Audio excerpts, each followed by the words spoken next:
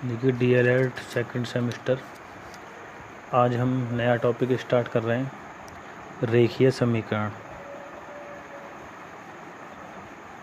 रेखीय समीकरण रेखीय समीकरण जिसको हम इंग्लिश में बोलते हैं लीनियर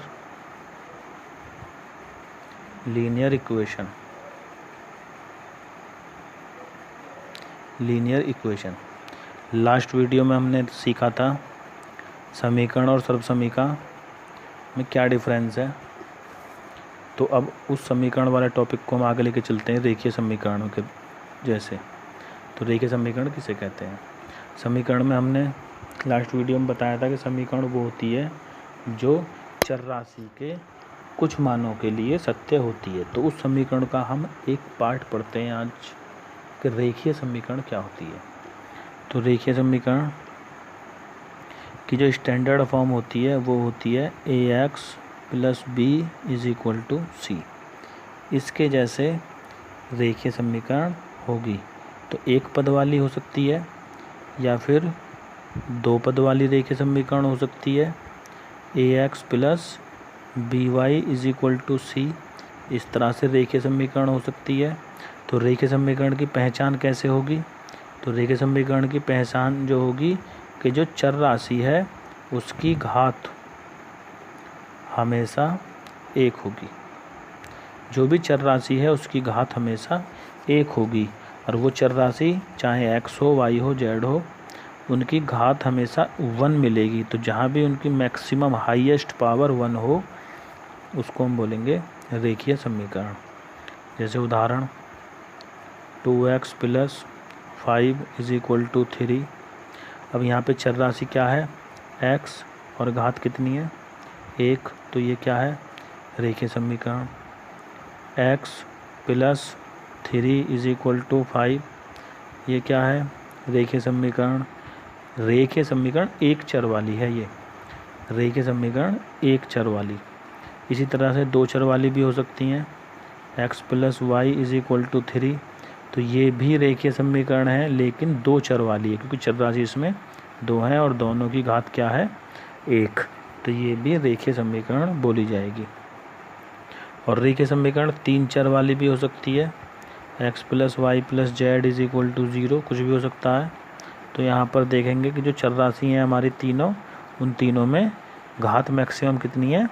1। तो रेखीय समीकरण की सीधी हम पहचान कर सकते हैं। क्वेश्चन अगर हमारा छांटने के लिए आए कि कौन सी रेखीय समीकरण है तो आपको क्या देखना है?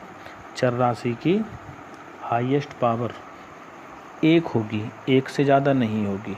अगर 1 से ज़्यादा है तो उसको छोड़ दीजिए, वो रेखीय समीकरण नहीं है। अब इसमें हम चलते हैं और आगे कि इसको अब सॉल्व कैसे करते हैं। तो पहले हम सीख रहे हैं एक चर के रेखीय समीकरणों को हल करना। हल करने का मतलब होता है सीधा सीधा चर राशि का मान निकालना, जो लास्ट वीडियो में भी हमने किया था। जैसे एग्ज़ाम्पल में 3x + 2 = 11, ये एक रेखीय समीकरण है एक चर वाली। क्यों है? क्योंकि x की घात इसमें मैक्सिमम 1 है। अब इसको हमें हल करना है। तो हमने लास्ट वीडियो में बताया था फॉर्मूला कि चर राशि और अचर राशि लेफ़्ट और राइट में करनी है हमको। चर एक तरफ करना है और अचर राशि एक तरफ करनी है। तो 3x तो ऑलरेडी लेफ़्ट में है, लेकिन इस 2 को यहाँ से उठा करके इधर शिफ्ट करो तो 11 - 2, क्योंकि प्लस का हो जाएगा माइनस।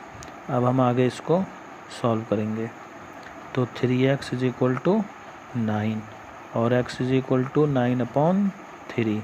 तो आंसर कितना आ गया? आंसर आ गया x का 3, x = 3। तो ये आपकी रेखीय समीकरण सॉल्व हो गई एक चर वाली। इसके बाद और क्वेश्चन एक देख लेते हैं प्रैक्टिस के लिए।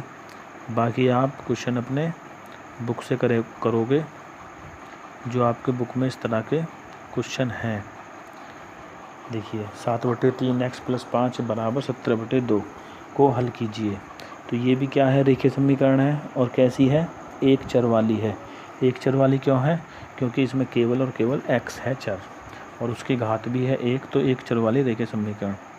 फॉर्मूला हमारा अभी वही है, चर राशि और अचर राशि। एक तरफ चर राशि लिखनी है, एक तरफ अचर राशि लिखनी है। तो चर राशि वो है जिसमें एक्स वाई जेड आए हुए हैं, तो इधर लिखिए।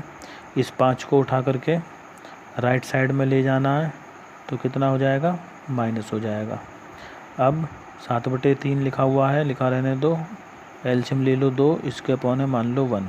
तो 2 से 2 बार एक बार कटेगा, तो 17 माइनस 10, तो यहाँ आ जाएगा 7/2। ठीक है, ये चीज़ आप जानते हैं। अब नेक्स्ट 7/3 x बराबर 7/2। अब इसको सॉल्व करने के लिए हमको क्या करना है, क्रॉस मल्टीप्लाई करनी है। देखिए इस 3 की मल्टीप्लाई नीचे है तो ये ऊपर हो जाएगी, और इसकी मल्टीप्लाई यहाँ आ जाएगी। तो यहाँ बचा x, तो 7/2 तो पहले से ही था, तो 3 पहुँच गया ऊपर, 7 आ गया नीचे। इस 7 से ये 7 कैंसिल हो गया। अब बचा x बराबर 3/2। ये हमारा राइट आंसर है। तो इस तरह से हम चर राशि का मान निकालते हैं, जिसको हम हल करना बोलते हैं। और ये एक चर वाली रेखीय समीकरणों को हल इस प्रकार करते हैं। तो अपनी बुक से आप क्वेश्चन करिए इस तरह के जो भी हैं। आगे देखते हैं, इसमें कुछ और वर्ड प्रॉब्लम है, उन वर्ड प्रॉब्लमों को भी सॉल्व करते हैं। जैसे देखिए क्वेश्चन नेक्स्ट, एक संख्या में 10 जोड़ने पर वह 26 के बराबर हो जाती है। क्वेश्चन को नोट कर लें। एक संख्या में 10 जोड़ने पर, एक संख्या में 10 जोड़ने पर, एक संख्या में 10 जोड़ने पर वह 26 के बराबर हो जाती है। संख्या ज्ञात करो। सवाल ये है, अगर आपको राइटिंग समझ नहीं आ रही है तो हम बोल रहे हैं उसको लिख लीजिए कि एक संख्या में 10 जोड़ने पर वह 26 के बराबर हो जाती है, तो संख्या ज्ञात करो। अब संख्या ज्ञात करने के लिए हमको क्या करना है, उस संख्या को मानना पड़ेगा हमें। हम मान लेते हैं माना संख्या x,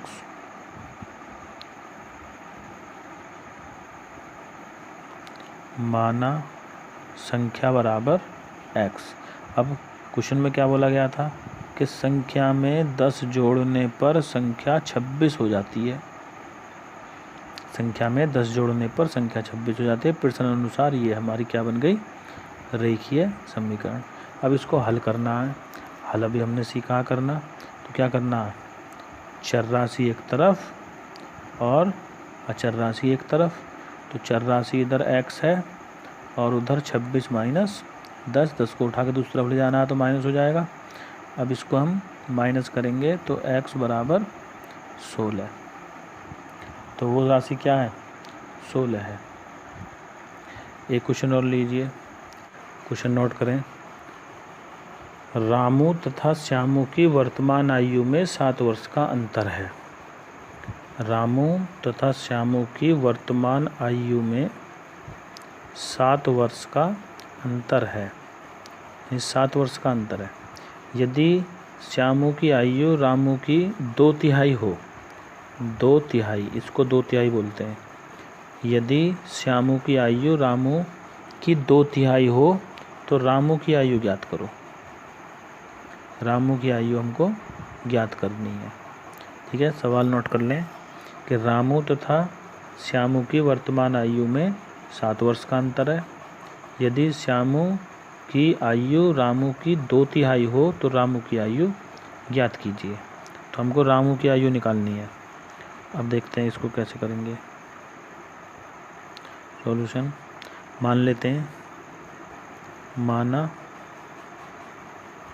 रामू की आयु कितनी है, x वर्ष, यानी रामू वर्तमान में क्या है, x वर्ष का।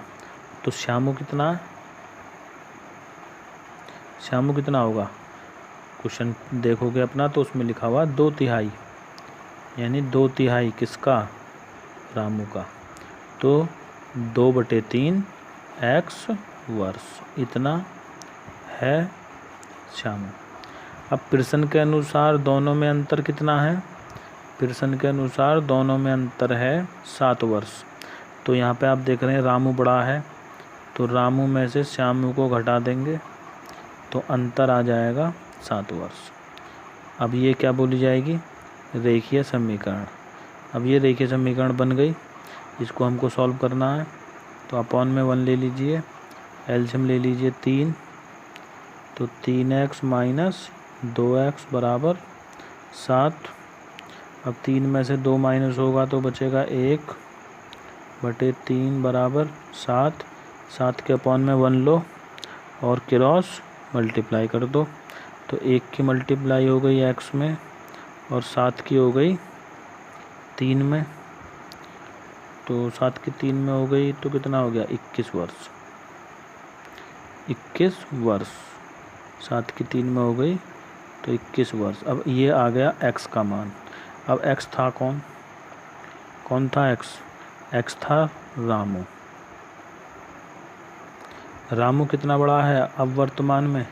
21 वर्ष का है, लेकिन हमारे सवाल में तो पूछा गया था श्यामू। श्यामू कैसे निकालेंगे?